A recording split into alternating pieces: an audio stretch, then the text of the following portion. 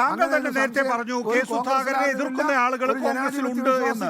ഏതായാലും സുധാകരന്റെ KPCC അധ്യക്ഷ സ്ഥാനത്തിലെ പ്രവർത്തനം പോരാ എന്ന് പറഞ്ഞു വെട്ടാൻ കാത്തിരിക്കുന്ന നേതാക്കളുണ്ട്. ഈ ലോക്സഭാ തെരഞ്ഞെടുപ്പ് കഴിയുമ്പോഴേക്കും കോൺഗ്രസിലൊരു പുനഃസംഘടന ഉറപ്പാണോ പ്രൊഫസർ PJ കുര്യൻ? അല്ല, അത് പുനഃസംഘടനയുണ്ടോ എന്ന് ഹൈക്കമാൻഡാണ് പറയേണ്ടത്. ഞാൻ എങ്ങനെയാ പറയുന്നത്? അല്ലെ നികേഷ് എങ്ങനെയാ പറയുന്നത്? ഹൈക്കമാൻഡ് പറഞ്ഞിട്ടുണ്ടോ എന്ന്? അല്ല, സാധാരണഗതിയിൽ തെരഞ്ഞെടുപ്പ് ഫലത്തെ ആശ്രയിച്ചായിരിക്കുമല്ലോ കോൺഗ്രസിലെ പുനഃസംഘടന ഉണ്ടാകാറുള്ളത്. ഇപ്പോ കോൺഗ്രസ് വലിയ വിജയം നേടാനായില്ല എങ്കിൽ ഒരു പുനഃസംഘടന ഇന്ന് സംഘടനാ തലത്തിൽ ഉറപ്പല്ലേ? ഞങ്ങൾക്ക് നല്ല ഭൂരിപക്ഷം കിട്ടാൻ പോവാ. നല്ല കോൺഗ്രസിനായിരിക്കും ഭൂരിപക്ഷ സീറ്റുകളെന്ന് ഏതാണ്ട് ഒരു തീരുമാനമൊക്കെ ആയിട്ടുണ്ട്. രാഷ്ട്രീയ നിരീക്ഷകരൊക്കെ അങ്ങനെയാണ് കാണുന്നത്. പക്ഷേ കോൺഗ്രസ് വിചാരിക്കുന്നത് ഒരു 2020 എന്നുള്ള നിലയിലാണ്. വലിയ ഫലം കോൺഗ്രസിന് അനുകൂലമായി ഉണ്ടാകുമെന്നാണ്. അങ്ങനെ ഒരു വലിയ ഫലം കോൺഗ്രസിന് അനുകൂലമായിട്ടുണ്ടാകുന്നില്ല എങ്കിൽ കോൺഗ്രസിലൊരു പുനഃസംഘടന. ഇന്ന് കെ സുധാകരനോട് തന്നെ ചോദ്യം പറഞ്ഞു, താങ്കൾക്ക് MP സ്ഥാനവും KPCC അധ്യക്ഷ സ്ഥാനവും ഒരേ സമയം കൊണ്ടുപോകാൻ സാധിക്കുമെന്ന്. അത് ആലോചിക്കാം എന്നാണ് അദ്ദേഹം പറഞ്ഞത്. അപ്പോൾ അത്തരത്തിലുള്ള പ്രശ്നങ്ങളുണ്ട് സംഘടനയുടെ മുന്നിൽ. അല്ല, അത് KPCC സ്ഥാനവും MP സ്ഥാനവും ഒന്നിച്ച് കൊണ്ടുപോകാൻ പറ്റുമോ എന്ന് സുധാകരനോട് ചോദിച്ചാൽ അദ്ദേഹം അത് ആലോചിക്കാമെന്ന് പറയുന്നത് അദ്ദേഹത്തിൻ്റെ മര്യാദയും അദ്ദേഹത്തിൻ്റെ ജനാധിപത്യ സ്വഭാവമാണ് അത് കാണിക്കുന്നത്. ഒരു അഭിപ്രായം വന്നപ്പോൾ അത് ആലോചിക്കാമെന്ന് പറഞ്ഞു. അത് അദ്ദേഹം ആലോചിക്കേണ്ട കാര്യമാണ്. അദ്ദേഹമാണ് അതിനെക്കുറിച്ച് മറുപടി പറയേണ്ടത്, ഞാനല്ല. പക്ഷേ അദ്ദേഹം KPCC പ്രസിഡന്റ് എന്ന നിലയിൽ അദ്ദേഹത്തിൻ്റെ പ്രവർത്തനത്തെക്കുറിച്ച് ആരും പരസ്യമായി എതിരായിട്ടൊന്നും പറയുന്നത് ഞാനിതുവരെ കേട്ടിട്ടില്ല. പരസ്യമായ പാർട്ടിക്കകത്ത് ഏത് പ്രസിഡന്റിനെ കുറിച്ചും വിമർശനം ഉണ്ടാകും. അത് കോൺഗ്രസ് പാർട്ടിക്കകത്ത് വിമർശന അതീതമായ ഒരു പ്രസിഡന്റും ഉണ്ടായിട്ടില്ല. അത് സ്വാഭാവികമാണ്. അത്തരം വിമർശനങ്ങൾ ഉണ്ടാകുന്നതല്ലാതെ KPCC പ്രസിഡന്റായിട്ട് ശ്രീ സുധാകരൻ പറ്റില്ല, അല്ലെ ഒഴിയണം എന്ന് പറയുന്ന പരസ്യമായ ഒരു വിമർശനവും ഞാൻ എങ്ങൊന്നും കേട്ടിട്ടില്ല എന്നുള്ളതാണ് സത്യം. നോക്കൂ പ്രൊഫസർ PJ കുര്യൻ, KPCC അധ്യക്ഷ സ്ഥാനത്ത് കെ സുധാകരൻ തൃപ്തികരമായിട്ടുള്ള പ്രവർത്തനം നടത്തുന്നില്ല. അദ്ദേഹം കേഡർ പാർട്ടിയാക്കി ഈ സംവിധാനത്തെ മുന്നോട്ട് കൊണ്ടുപോകുമെന്ന് പറഞ്ഞു.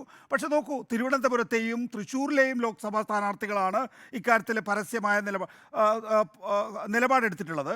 അത് തിരുവനന്തപുരത്ത് 234 ബൂത്തുകളിൽ ആളുണ്ടായിരുന്നില്ല. കെ മുരളീധരൻ തൃശ്ശൂരെ കാര്യം പറയുന്നത് 200-ലധികം ബൂത്തുകളിൽ ആളുണ്ടായിരുന്നില്ല എന്നാണ്. നോക്കൂ, കേഡർ സംവിധാനത്തിൽ ബൂത്തിലിരിക്കാൻ ആളില്ല എന്ന് പറയുന്ന ഒരു പാർട്ടിയായിട്ട് കോൺഗ്രസ് മാറിയിരിക്കുന്നു എന്നുള്ളതാണ്. അത് സംഘടനാ തലത്തിൽ. ഇനി നിയമസഭാ കക്ഷി നേതാവിൻ്റെ കാര്യത്തിനകത്ത്, ഈ നിയമസഭാ കക്ഷി നേതാവിനകത്ത് പോലും ഒരുപക്ഷേ ഈ പറയുന്ന പുനഃസംഘടനാ ഘട്ടത്തിൽ, അതായത് ലോക്സഭാ തെരഞ്ഞെടുപ്പ് ഫലത്തിന് ശേഷം മാറ്റങ്ങൾ ഉണ്ടായേക്കാം എന്നുള്ള ചർച്ചകൾ കോൺഗ്രസിലുള്ളതായി കേൾക്കുന്നു പ്രൊഫസർ PJ കുര്യൻ. അപ്പോൾ ഒരു സമഗ്ര മാറ്റം ഉണ്ടാകാനുള്ള സാധ്യതയുണ്ടോ ലോക്സഭാ തെരഞ്ഞെടുപ്പിന് ശേഷം? നികേഷേ, കോൺഗ്രസ് ഒരു കേഡർ പാർട്ടി അല്ല.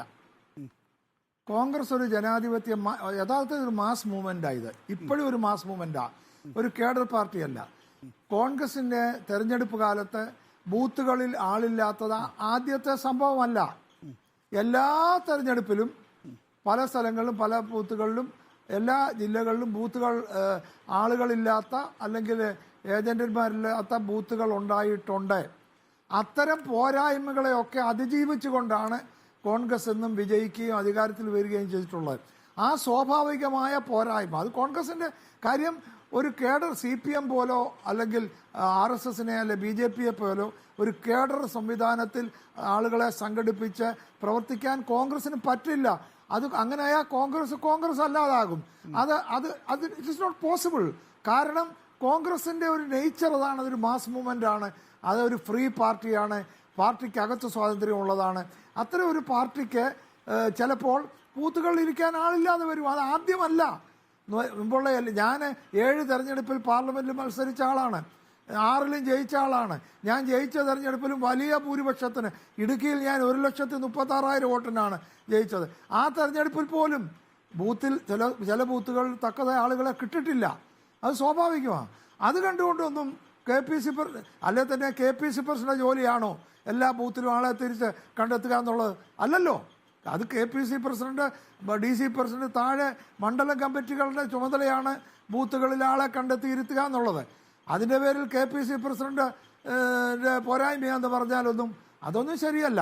അത്തരത്തിലുള്ള അങ്ങനെ ഒരു ആർഗ്യുമെന്റ് അങ്ങനെ വലിച്ചു കിട്ടി ഓരോരുത്തർ തള്ളി വെക്കുന്നതിനോട് എനിക്ക് യോജിപ്പില്ല. ചുരുക്കത്തിൽ സംഘടനാ മാറ്റം, അതായത് ഒരു പുനഃസംഘടന, അത് പാർലമെന്ററി പാർട്ടിയിലോ അല്ലെങ്കിൽ PCCയിലോ വേണമോ എന്ന് തീരുമാനിക്കേണ്ടത് AICC ആണ്.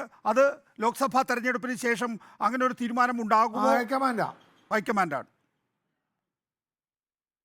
അത് ഹൈക്കമാൻഡാണ് തീരുമാനിക്കേണ്ടത്. ലോക്സഭാ തെരഞ്ഞെടുപ്പ് കഴിഞ്ഞിട്ട് പാർട്ടിയുടെ ഒക്കോഴ്സ് KPCCയുടെ റിപ്പോർട്ടും ഇലക്ഷൻ്റെ റിസൾട്ടും അനലൈസ് ചെയ്തിട്ട് ഹൈക്കമാൻഡ് തീരുമാനിക്കും ഒരു പുനഃസംഘടന വേണോ എന്ന്.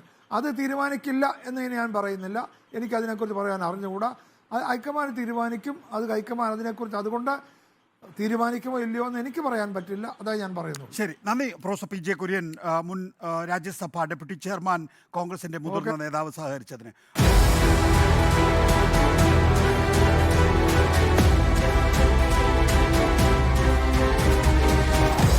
Debate with MV Nikesh Kumar.